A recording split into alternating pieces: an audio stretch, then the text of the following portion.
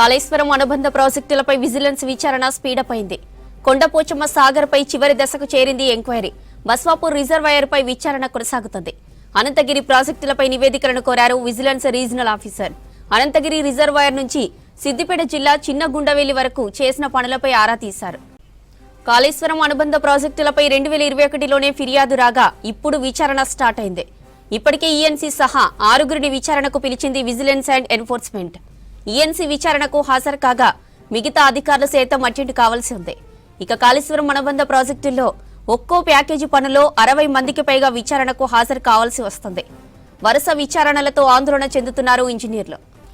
Right, ఇక ఇదే విషయానికి సంబంధించిన మరిన్ని డీటెయిల్స్ శ్రీశైలం అందిస్తారు. శ్రీశైలం, కాళేశ్వరం కమిషన్ విచారణ డీటెయిల్స్ ఏంటి? జ్యోతి, కాళేశ్వరం అనుబంధ ప్రాజెక్టులకు సంబంధించి విజిలెన్స్ ఎంక్వైరీ కొనసాగుతోంది. కొద్ది రోజుల కిందనే ఎంక్వైరీ స్టార్ట్ చేశారు. అయితే కొన్ని ప్రాజెక్టులకు సంబంధించి కాళేశ్వరం కింద దాని అనుబంధంగా ఉన్నటువంటి అనంతసాగర్ కానీ, బస్వాపూర్ కానీ, కొండపోచమ్మ సాగర్ కానీ ఈ రిజర్వాయర్లకు సంబంధించి ఎంక్వైరీ చేశారు. ఆ రిజర్వాయర్లకు సంబంధించినటువంటి డిజైన్లు కానీ, నిర్మాణం కానీ, చేసిన ఖర్చు, అదేవిధంగా జరిగినటువంటి పని, ఈ అంశాలన్నిటికి సంబంధించిన వాటి మీద ఎంక్వైరీ కొనసాగుతోంది. ఇప్పటికే కొండపోచమ్మ సాగర్కు సంబంధించినటువంటి ఎంక్వైరీ దాదాపు తుది దశకు వచ్చింది. దాంట్లో ఎంత ఖర్చు చేశారు, అసలు ఎంత అవసరం ఉండే, దాని డిజైన్ ఏంటి, డిజైన్ చేసినప్పుడు ఎంత ఖర్చు చూపించారు, తర్వాత పెరిగినటువంటి వ్యయం ఎంత, ఎందుకోసం పెంచాల్సి వచ్చింది, ఈ అంశాలకు సంబంధించి ఎంక్వైరీ చేశారు. అదేవిధంగా దాంట్లో ఎవరెవరైతే ఇంజనీర్లు పాల్గొన్నారో ఆ ఇంజనీర్లకు సంబంధించి వాళ్ళని ఎంక్వైరీ పిలిచారు, వాళ్ళతో మాట్లాడారు. దానికి సంబంధించి ఒక రిపోర్ట్ కూడా తయారవుతుంది. దాంతోపాటు బస్వాపూర్ రిజర్వాయర్కి సంబంధించి కూడా ఎంక్వైరీ స్టార్ట్ చేశారు. ఇటీవలనే దీని ఎంక్వైరీ స్టార్ట్ అయిపోయింది. ఇది కూడా ఇప్పటికే విచారణకు సంబంధించినటువంటి దానికి సంబంధించి ఆ ప్యాకేజీలో పాల్గొన్నటువంటి ఇంజనీర్లను కూడా ఎంక్వైరీకి పిలిచారు. దీనికి సంబంధించి కూడా నోటీసులు కూడా విజిలెన్స్ ఇచ్చింది. వాళ్ళు తమ వాంగ్మూలం ఇచ్చిన తర్వాత దానికి సంబంధించినటువంటి అంశాల మీద నివేదిక తయారు చేసి దాని మీద కూడా ఒక రిపోర్ట్ ఇచ్చే అవకాశం. దీంట్లో కూడా డిజైన్ నుంచి మొదలు పెడితే చేసిన ఖర్చు, అంచనాల పెంపు, ఈ అన్ని అంశాలకు సంబంధించి కూడా దీని మీద కూడా ఒక రిపోర్ట్ తయారు చేయడానికి విజిలెన్స్ అండ్ ఎన్ఫోర్స్మెంట్ సిద్ధంగా ఉంది. దీంతోపాటు అనంతగిరి ప్రాజెక్ట్ సంబంధించి కూడా ఇప్పటికే డీటెయిల్స్ అడిగింది విజిలెన్స్ అండ్ ఎన్ఫోర్స్మెంట్. దీనికి సంబంధించి సిద్దిపేట జిల్లాకు సంబంధించినటువంటి ఈకి ఈ రిపోర్ట్కు సంబంధించినటువంటి డీటెయిల్స్ అన్నీ కూడా ఇవ్వాలని చెప్పి విజిలెన్స్ రీజనల్ ఆఫీసర్ ఒక లేఖ కూడా రాశారు. అయితే ప్రతి ప్యాకేజీలో కూడా దాదాపు 60 మందికి పైగా ఆఫీసర్లు ఇందులో ఎంక్వైరీలో పాల్గొనాల్సి ఉంటుంది. దీనికి సంబంధించి ఇప్పటికే దానికి సంబంధించిన కొన్ని ప్రాసెస్లు ఉన్నాయి. ఇంకా కాళేశ్వరంతో సంబంధం లేని మిడ్మానేరు ప్రాజెక్ట్ సంబంధించినటువంటి అంశంలో కూడా వరద కాలువ మీద నిర్మించినటువంటి రిజర్వాయర్ సంబంధించి కూడా ఒక విజిలెన్స్కి ఒక ఫిర్యాదు వచ్చింది. ఇది 2021లో రాగా రీసెంట్గా దీనికి సంబంధించి ఒక ఎంక్వైరీ స్టార్ట్ చేసింది విజిలెన్స్. ఈ నెల 5 తారీఖు నాడు దానికి సంబంధించినటువంటి డీటెయిల్స్ అన్నీ కూడా ఇవ్వాలని చెప్పి ఇప్పటికే విజిలెన్స్ రీజనల్ ఆఫీసర్ ఒక లేఖ కూడా రాశారు.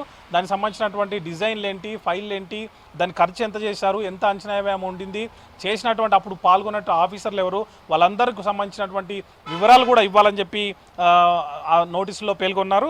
అయితే అనంతగిరి రిజర్వాయర్ సంబంధించి కూడా అనంతగిరి రిజర్వాయర్ నుంచి సిద్దిపేట జిల్లాలో ఉన్నటువంటి చిన్న గుండవేలి వద్దకు నీటిని ఎత్తిపోసేకి సంబంధించినటువంటి ఎంక్వైరీ ప్రజెంట్ కంటిన్యూ దశలో ఉంది. దానికి సంబంధించి ఇప్పటికే రికార్డులన్నీ కూడా ఇవ్వాలని చెప్పి ఒక లేఖ కూడా సిద్దిపేట ఇరిగేషన్ సంబంధించినటువంటి అధికారికి ఒక లేఖ కూడా రాసింది.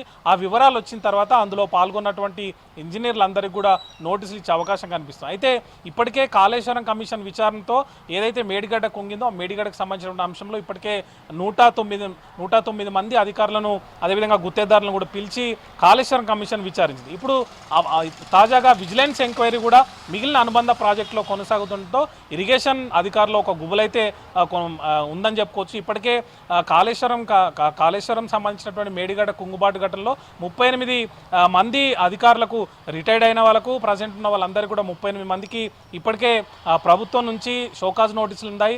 ఎందుకు చర్యలు తీసుకోకూడదో చెప్పాలని చెప్పి ఇప్పటికే వాళ్ళకు నోటీసులు ఇచ్చిన నేపథ్యంలో మళ్ళీ కాళేశ్వరం అనుబంధ ప్రాజెక్టులో విజిలెన్స్ చేస్తున్నటువంటి ఎంక్వైరీతో కూడా వాళ్ళందరూ కూడా ఇబ్బందిగా ఫీల్ అవుతున్నట్టు తెలుస్తోంది.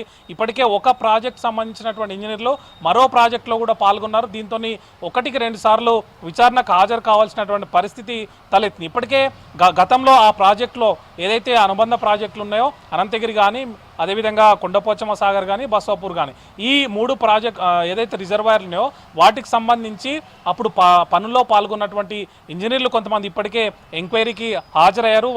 దానికి సంబంధించినటువంటి వివరాలు కూడా ఇచ్చారు, వాళ్ళ వాంగ్మూలం కూడా ఇచ్చారు. ఆ తర్వాత ఇప్పుడు వరుసగా జరుగుతున్నటువంటి విచారణ నేపథ్యంలో మిగిలిన అధికారులు కూడా ఒక ప్రాజెక్టులో పాల్గొన్న అధికారులు ఇంకో ప్రాజెక్టులో పాల్గొన్న నేపథ్యంలో వాళ్ళు మళ్ళీ విచారణకు రావాల్సి ఉంటుంది. ఇప్పటికే పదోన్నతులు ఆగిపోయాయి. ఏదైతే ప్రాజెక్టులు కట్టామో ఆ ప్రాజెక్టులో పాల్గొన్న వాళ్ళందరూ కూడా ఇబ్బందులు పడాల్సి వస్తుందని చెప్పి ఒకవైపు ఇంజనీర్లు వాపోతున్నప్పటికీ కూడా విజిలెన్స్ మాత్రం దూకుడు ప్రదర్శన చెప్పుకోవచ్చు. గతంలో మిడ్ మానేర్కి సంబంధించి మనం చూస్తే 2021లో కంప్లైంట్ వచ్చింది, కానీ తాజాగా ఎంక్వైరీ స్టార్ట్ చేశారు. ఇంకా కాళేశ్వరం సంబంధించి మొత్తం ప్రాజెక్టు మీదనే ఎంక్వైరీ చేస్తున్న నేపథ్యంలో మేడిగడ్డ కుంగుబాటు గడ్డకు సంబంధించి విజిలెన్స్ ఒక రిపోర్ట్ ఇచ్చింది. ఎవరు బాధ్యులో తేల్చింది, వాళ్ళని చర్యలు తీసుకోమని చెప్పింది. ఇప్పుడు ఈ 3 అనుబంధ ప్రాజెక్టులో కూడా కొండపోచమ్మ సాగర్ కానీ బస్వాపూర్ కానీ అనంతగిరి రిజర్వాయర్లకు సంబంధించిన అంశంలో కూడా ఇంజనీర్లకు నోటీసులు ఇచ్చే అవకాశం అయితే కనిపిస్తుంది. అయితే దానికంటే ముందుగా విజిలెన్స్ ఒక రిపోర్ట్ని ఇరిగేషన్ శాఖకి ఇవ్వనుంది. ఆ తర్వాత అది ప్రభుత్వానికి చేరి అక్కడ నుంచి ఆదేశాలు వచ్చిన తర్వాత దీని మీద కూడా ఆయా ఎవరైతే బాధ్యులు ఉన్నారో ఆ ఇంజనీర్లందరి మీద కూడా ఒక చర్యలు అయితే తీసుకునే అవకాశం ఖచ్చితంగా కనిపిస్తుంది జ్యోతి.